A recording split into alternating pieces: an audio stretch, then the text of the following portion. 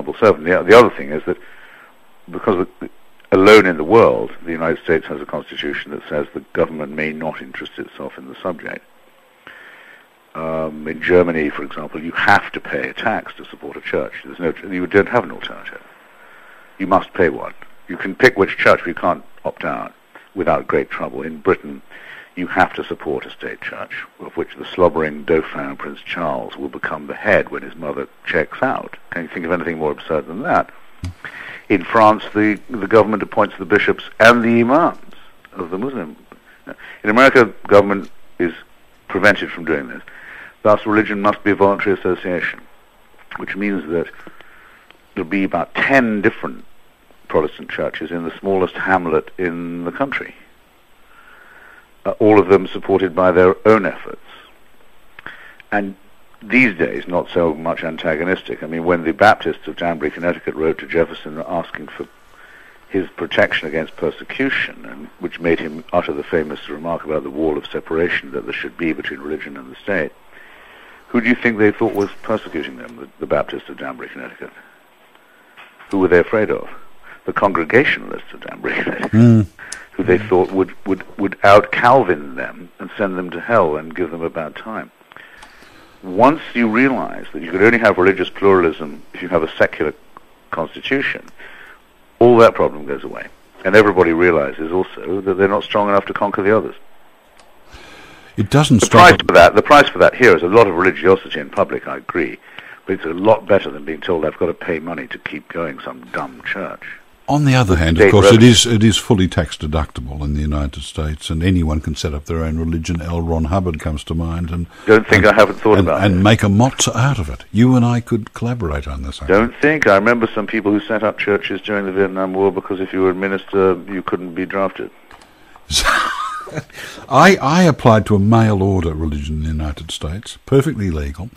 It had gone up to and been tested by the Supreme Court, where in return for a modest amount of money you could be an Ayatollah, a saint, a rabbi. You could choose your yes. And they'd send you a little thing to put in the car window so you could park easily without being given a ticket, and also a book on tax avoidance. I thought that was the fact of very the good religion. Though I've said to you sometimes tonight, I do think of the poetry of John Donne and George Herbert, and I do realize that people hearing Handel, Sunset in King's College Chapel, or whatever it might be, may feel they're experiencing something numinous.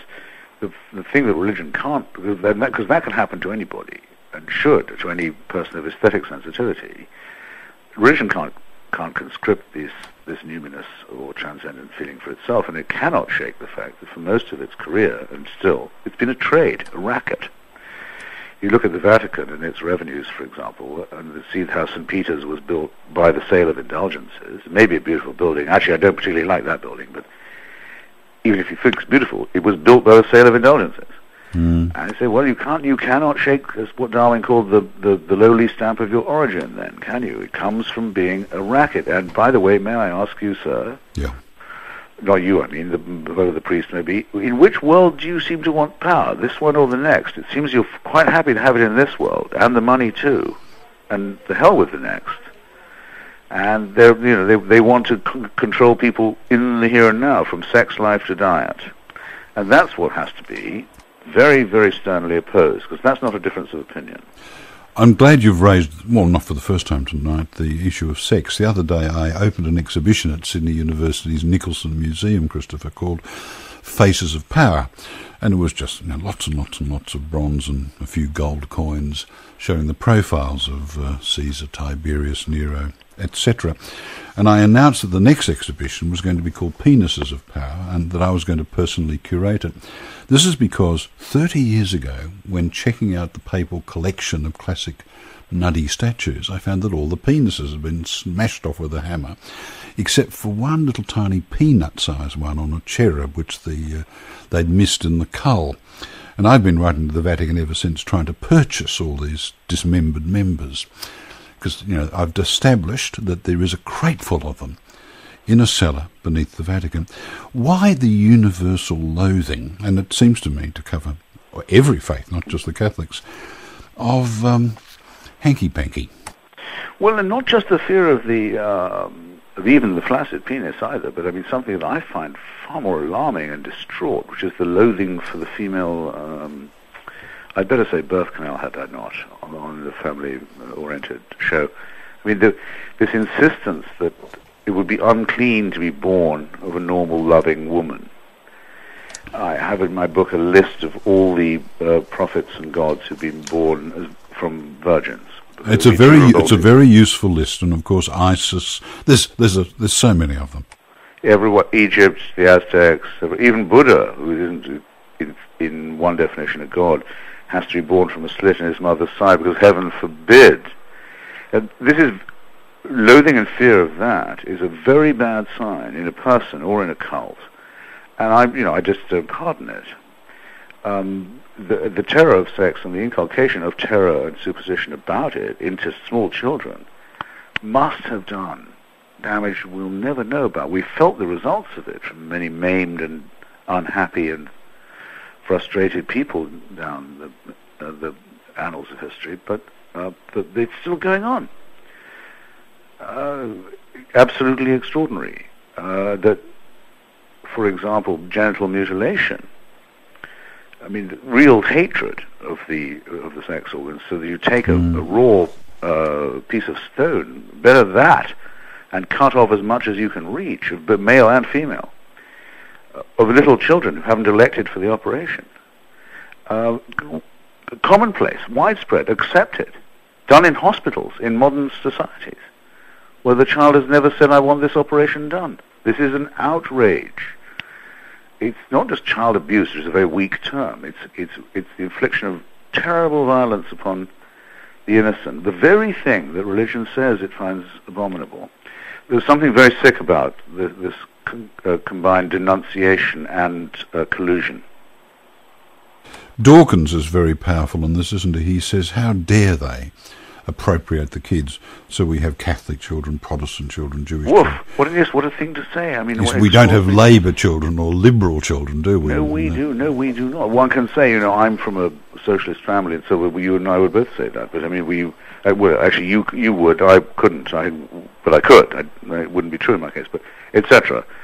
But though then also you notice there's something even more creepy, which is that when any one of them is attacked of these faiths, they all cluster together. I mean, for example, when these crazed imams decided that they could kill someone who wasn't even a Muslim, that wasn't even an apostate, but for drawing a cartoon in Copenhagen, the Vatican has plenty of time to think what it's going to say. And in the meantime, Danish embassies are being destroyed, and Danish diplomatic immunity is being violated, and random Scandinavians are being lynched and gutted in various parts of Pakistan and all the rest of it. And finally the Vatican comes out with a condemnation of the cartoons as profane. They all stick together on the main point. They did the same when my friend Salman Rushdie was condemned to death. Fatwa, for the crime of writing a novel, not just condemned to death, but by a religious leader who offered money to suborn murder in public, in his own name. Pretty frontal. And do you remember in Britain, quite a few writers... Everybody said the problem is that the Rushdie is a blasphemer. Yeah, and a lot of people actually attacked Salman. I remember, even in the UK, I was quite shocked by the people who felt he had a case to answer. Yes, but the Vatican said that the problem was that he'd written a blasphemous novel, which they couldn't have read in the time available to them, probably couldn't read it all. Even if it was blasphemous, I think it's nothing to do with it. As in point of fact, it isn't blasphemous, but never mind. The Archbishop of Canterbury said the same. The chief rabbi said the same. They all said the problem is not a theocratic head of a dictatorial government offering money in his own name in public to suborn murder. No, that's not the problem at all. Which struck most of us as the unusual aspect of that day's news. No, the problem is blasphemy. The problem is disrespect. They all stuck together with the senile ravings of Khomeini. When you go south and you are arm wrestling with various fundamentalist members of the fundamentalist clergy, you will be confronted, as I am on a daily basis, by this line of argument. You affect to live in a meaningless universe, a universe without God. Therefore, there is no basis for morality. How can you claim